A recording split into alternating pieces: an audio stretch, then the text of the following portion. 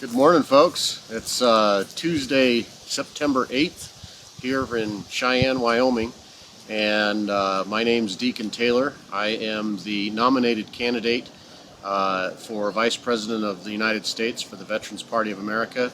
My running mate, Mr. Chris Keniston, asked me to be his running mate as he was nominated for the role in the Veterans Party of America, as we are going to restore this great nation and bring the power of government back to the rightful owners, the people.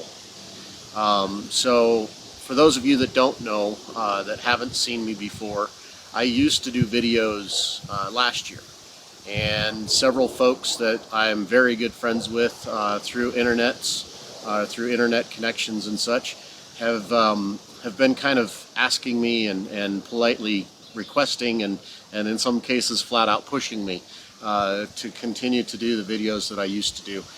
The challenge has been, since I was able to do them when I was doing them last year, is internet connection. When you live on a motorcycle on the road, you don't always have solid internet, and uploading videos takes an immense amount of data, and cell phone systems don't really work for that very well. Anyway, so since one of my good friends up here in Cheyenne, Mr. Devin, asked me to do this, I asked him to pick the subject, and so he handed me a subject: where America has been, where America is now, and where America needs to be. And so from my perspective, where America has been is we have been overrun by distractions and overburdened by the day-to-day just trying to carve out a living in this world. And what I mean by that is, from the beginning of the United States, the understanding was that the government was meant to serve the people, and it wasn't meant to interfere in our day-to-day lives. That was never the intent of the founders. But where things have gotten very convoluted is the two parties have really gotten people to fight with each other and to be distracted from what the government has been doing. And this is not an insult towards the people that work in government, because I know a lot of those people, and they are really good people, and they really want to help make America a better place. The problem is the leadership and their objectives don't align with what the government responsibility is. So specifically in regards to our day-to-day lives, how many of these laws that are being passed time and time again infringe on our individual rights, or give us the illusion that we have to go to the government to be able to have our individual rights that are guaranteed in the Constitution or in the Bill of Rights? And so there's this really strange inversion that has happened in our government, where businesses now have more rights than individuals. And there's all of this resistance to the government oversight of businesses and what they're doing. And I grew up in Wyoming. I am, to my core, a small government guy. I mean, that's part of my entire background. The problem is, small government, when it comes to commerce, is only possible when industry is responsible and takes care of what needs to be taken care of. And the greatest example of that is in the 1970s. We had air problems in this country that were so outlandish. We had people dying from inversions, weather inversions, in small valleys. And so the EPA was formed. And it was a really great concept. And then over the years, it's been used and twisted and manipulated into something that it was never meant to be. So like anything, it needs to be reevaluated and readdressed. And so that's kind of my example about big government. And there's other examples. There's the banking industry, where these massive banks got bailouts after they negligently caused the global collapse of the economy in 2006 to 2008. And so all of these little things are where the government, their job is to protect us from organizations that don't always have our best interest at heart. And it's not that these organizations are bad people. It's they are following the guidelines that their corporate models are established to, which is to maximize profits. So I get that. But that doesn't mean that we don't have an obligation to hold them accountable and put personal rights, personal liberties, and personal freedoms ahead of all else. Even from the social orders and the social issues that we've been facing lately. So where we are right now is the government has been so bastardized and so twisted by all of these special interests of organizations that will write the laws.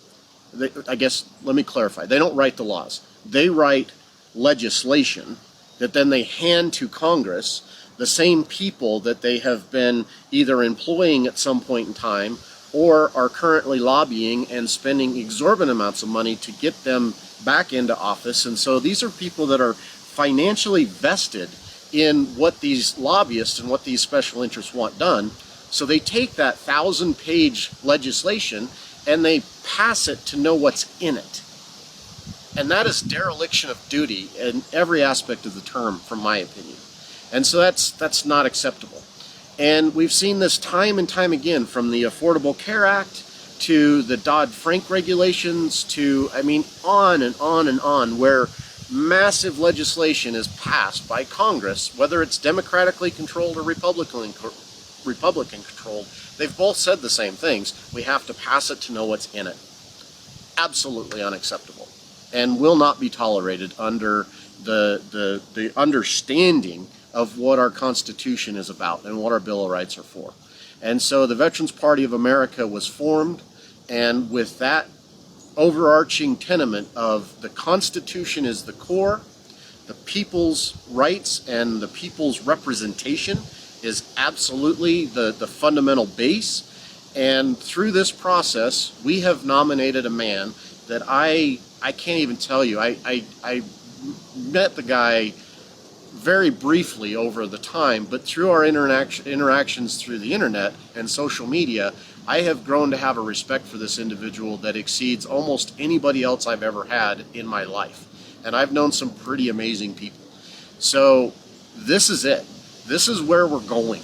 And the future of this country, where America needs to be, is we need to have a representative government again.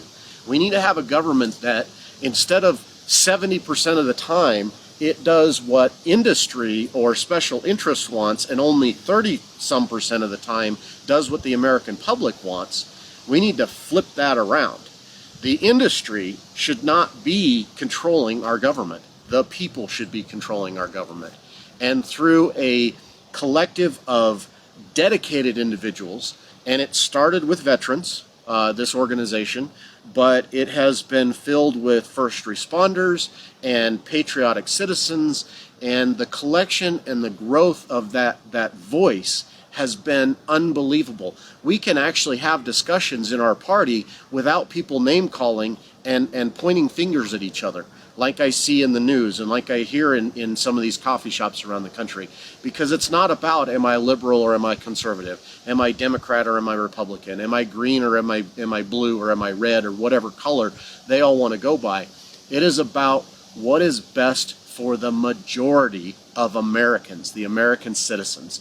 And so through that concept, this party, I know, and I have never been a party guy, but this organization, I know, will vote for the person, not the party. And this organization is putting the responsibilities of government back to where they should have been all along. We should always put the American public above everything else.